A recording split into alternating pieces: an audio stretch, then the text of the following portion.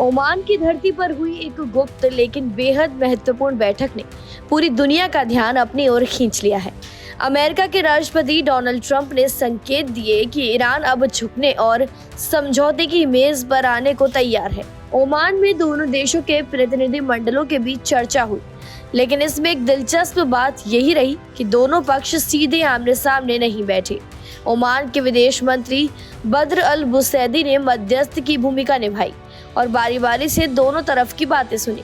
इस बातचीत में अमेरिका की ओर से विशेष दूत स्टीव विटकॉफ और ट्रंप के दामाद जारेड कुशनर सक्रिय रहे, जबकि ईरान का नेतृत्व उनके विदेश मंत्री अब्बास अरागची ने किया। पिछले साल जब अमेरिका और इजराइल ने ईरान के परमाणु और सैन्य ठिकानों पर ताबड़तोड़ हवाई हमले किए थे, तब से दोनों देशों के बीच संवाद पूरी तरीके से ठप था।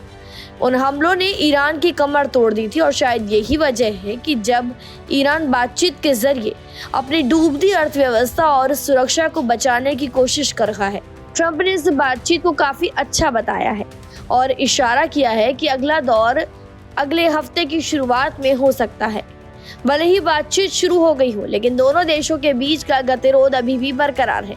ईरान चाहता है कि बातचीत केवल परमाणु कार्यक्रम तक ही सीमित रहे। विदेश मंत्री अरागची ने साफ किया कि वो मिसाइल प्रोग्राम या अपने क्षेत्रीय राजनीति पर कोई चर्चा नहीं करेंगे। ईरान की मुख्य शर्त यह है कि यदि उस पर लगे कड़े और आर्थिक प्रतिबंध हटा दिए जाएं, तो वो अपने यूरेनियम संवर्धन को 60% तक सीमित रख सकता है।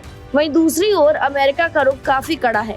ट्रंप प्रशासन चाहता है कि ईरान केवल परमाणु ही नहीं, बल्कि अपने बैलिस्टिक मिसाइल कार्यक्रम और क्षेत्र में सक्रिय हथियारबंद संगठनों को दिए जाने वाले समर्थन को भी पूरी तरीके से बंद करे। अमेरिका के लिए सबसे बड़ी चिंता ईरान का यूरेनियम संवर्धन है, जिससे वो परमाणु हथियार बनाने की दिशा में सबसे बड़ा खतरा मानता है।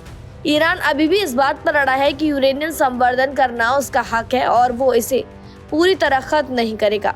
खामेनेई गायब है और सवाल उठ रहा है कि क्या कुछ बड़ा होने वाला है। आपको बता दें, इस कूटनीति हलचल के बीच ईरान के अंदर से एक ऐसी खबर सामने आई जिसने सभी को चौंका दिया। ईरान के सर्वोच्च नेता आयतुल्लाह अली खामेनेई ने 8 फरवरी को होने वाली वायुसेना कमांडरों की सालाना बैठक में हिस्सा नहीं लिया। पिछले 37 सालों में ये पहली बार हुआ है कि खामेनेई इस तरह से गायब रहे। 1989 में सत्ता संभालने के बाद से वो हर साल इस बैठक को संबोधित करते थे। खामेनेई की गैर मौजूदगी कई बड़े सवाल खड़े कर रही है कि क्या ईरान के अंदर सत्ता संघर्ष चल रहा है या फिर संभावित अमेरिकी सैन्य कार्रवाई के डर से सर्वोच्च नेता को किसी सुरक्षित स्थान पर शिफ्ट किया गया है। तेहरान की गलियों से लेकर वॉशिंगटन के गलियारों तक अब इसी बात की चर्चा है कि ईरान की अगली रणनीति क्या होगी।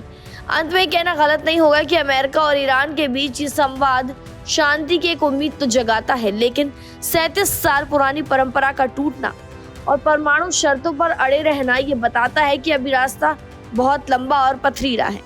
फिलहाल जानकारी में इतना ही। खबरों के लिए सब्सक्राइब करें भारत एक्सप्रेस।